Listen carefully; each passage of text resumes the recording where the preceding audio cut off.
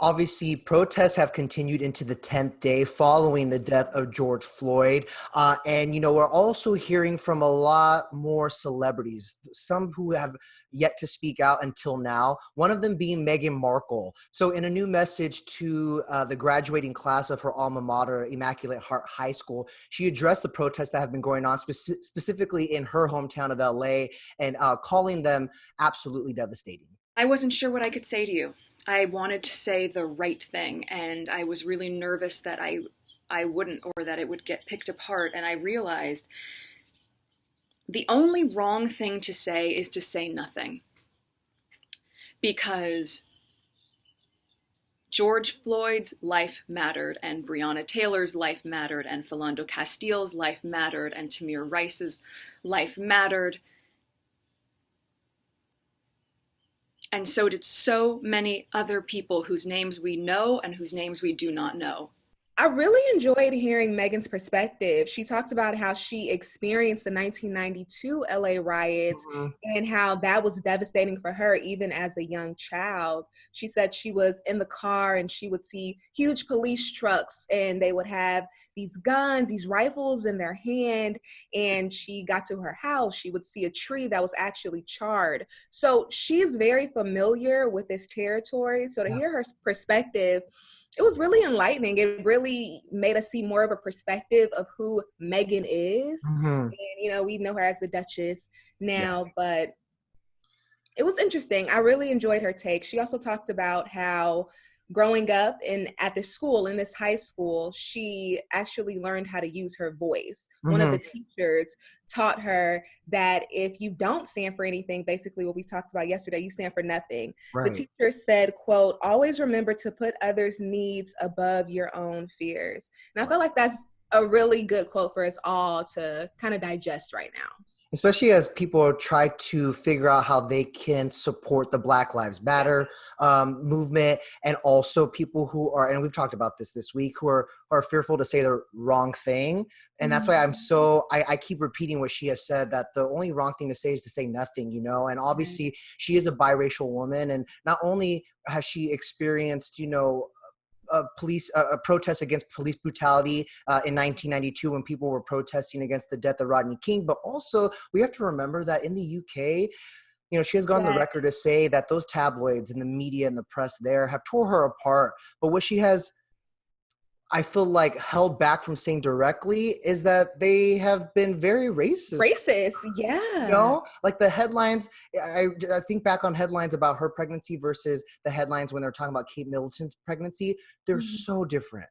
They're Mhm. so different, and it makes you think of, well, that's probably one of the many reasons why she and Harry made that difficult Yeah, for decision sure. to come back to California, to come to For America. sure. For And, sure. but to come back and this go on too, I mean, it must be harrowing. I think that's why it was so important to hear from her.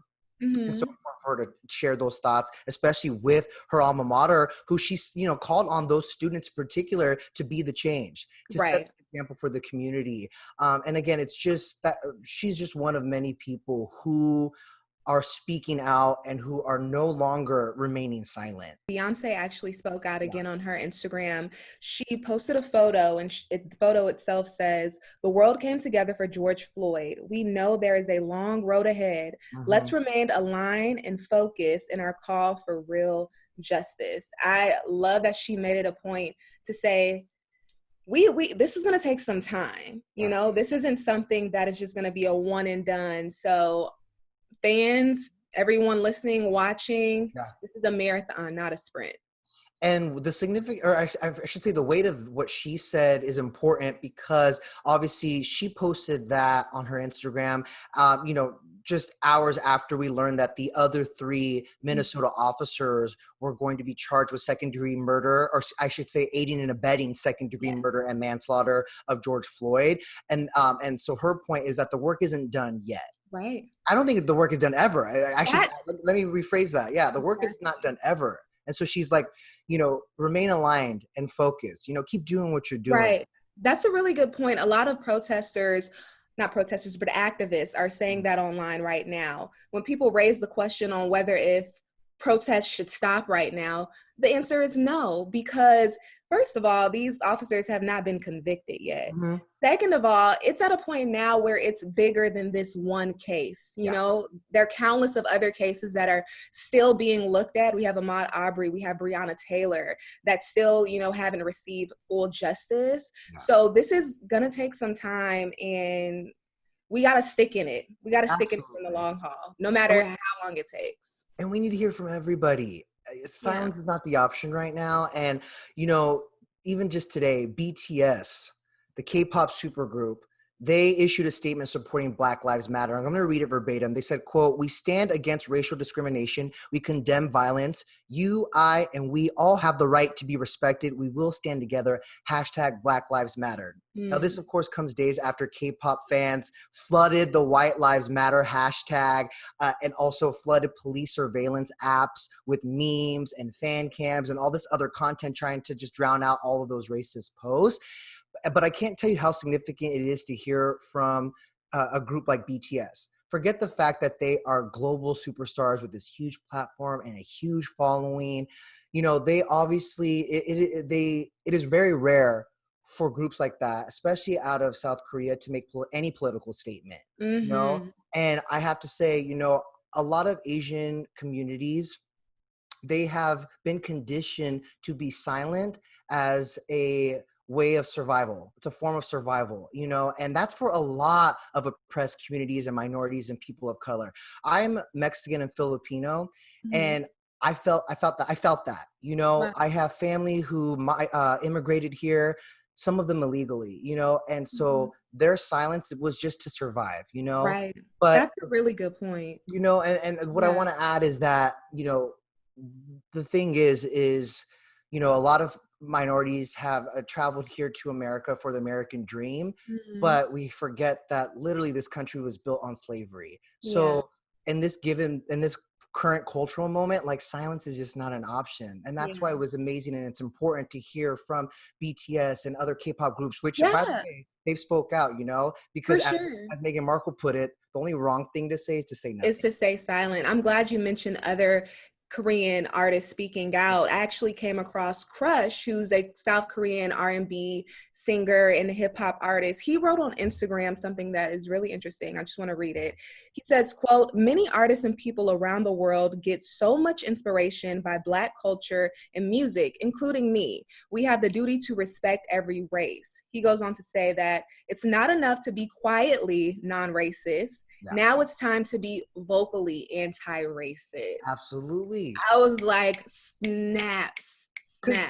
The truth of the matter is being a person of color or being brown doesn't make me exempt from my own privilege and my own implicit bias. Like, Black people are dying, and it's up to us to speak out. Because, like, to your point, it's not enough to say I'm not racist. We need to show how we're anti-racist. And so it's important, you know, and we're seeing that with all kinds of different races. You know, Lily Reinhart, she showed her support for the Black Lives Matter movement and joined police brutality protests in West Hollywood.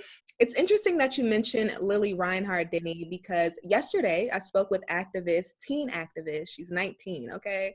Kenedra Woods, and she had a chat with Lily on Tuesday. Lily actually reached out to her and said, "Hey, my fans have been recommending for me to talk to you and allow you to have a platform." And Kenedra took over her live, and Lily literally gave Kenedra a good 30 minutes to just say her spill. Of course, when I talked to her, I had to ask how was that experience for her, and here's what she had to say. She said, "Okay, this is your time to speak. I'm not really gonna speak. I might ask a few questions, but this is your time to speak. You know, I'm giving my page to you, this platform to you." So that made me feel so good, because like I always say, like, if we want to implement real change, true change, we have to come together on a united front, promoting peace as the norm, not the exception. You know, God, it was just so amazing. I feel like more white allies with bigger platforms should do that. This after coming out as bisexual. You know, that particular demonstration was being organized by the LGBTQ plus community. And so I think she felt almost like she needed to justify why she was going to be there. I don't know if it was the right time or place to be coming out, but Yeah. the importance though is that she is speaking out. She's Yeah. using her platform for good and for this cause. Yeah, and a lot of people felt iffy about it. I took it as, wow, she feels empowered in this moment. There has to be something energetically in the air that really is inspiring people to step into their truth and own who they are. So go ahead and do it. And that's exactly what's happening. You and I actually talked about it yesterday, that there are so many people in Hollywood and stars who are feeling more empowered than ever before to call out injustices, racial discrimination, especially in the workplace. I mean, just today, we are learning that Gabrielle Union is reportedly filing a complaint against NBC Universal and the production companies behind America's Got Talent after months of attempting to negotiate their workplace issues, cultural issues. Apparently, she's also filing a separate suit against Simon Cowell because she's just not satisfied with where those talks went. And, it speaks volumes. And I think it is also a shining example of the things that are going to come out of this cultural moment. Right. When all of this started last year and she was let go from AGT, she revealed that she was facing issues as a judge on that show, issues that you shouldn't be dealing with. People telling her that her hair was too black at certain moments. And also she revealed that allegedly she was told that a 10-year-old black rapper couldn't go on and be a contestant because they needed a contestant that America could get behind. And that's not a 10-year-old black rapper. So as you said, people have found the courage. It's power in numbers. As you mentioned yesterday, we've seen that with the Me Too movement, and people better get ready, because if you've done something, that is discriminatory against people, people are gonna come out and say something. I was gonna say, they're gonna call you out.